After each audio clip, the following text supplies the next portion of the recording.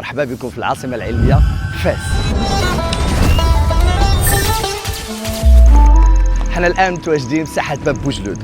المدينة اللي كاينين فيها دابا كتعتبر أحد أقدم المدن في العالم، العمر ديالها أكثر من 1200 عام. مرحبا بكم في العاصمة العلمية فاس.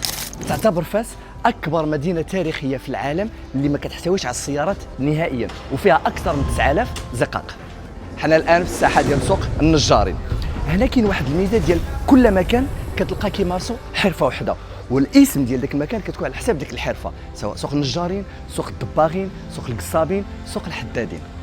الضريح اللي كاين الوراء ديالي هو ديال المولى إدريس الأصغر، واللي كيتعتبر الباني الحقيقي ديال مدينة فاس سنة 808 ميلادية، والأب ديالو كان هو اللي بداها سنة 789 ميلادية. أقدم جامعة في العالم ماشي كامبريدج، ماشي هارفارد، ماشي اوكسفورد، ماشي لا سوربون، بل جامعة القرويين هي اللي ورايا الآن.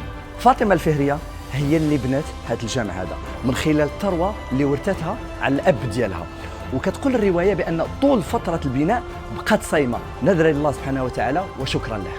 دار الدباغ أو دباغة الجلود، تخيلوا بأنها الطريقة هذه التقليدية من مئات السنين بقى هي، وهذا المكان الوحيد في العالم اللي باقي كيتخدم الجلد بهذه الطريقة هذه.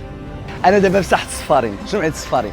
معنيت أنهم كيخدموا الأواني النحاسية بواحد الطريقة تقليدية اللي العمر ديالها مئات السنين، وكي كتشوفوا كلشي اللي كاين هنايا كيتخدم يدوي 100%، وما كيفتش بلاصة واحدة أخرى في العالم إلا هنايا في فاس.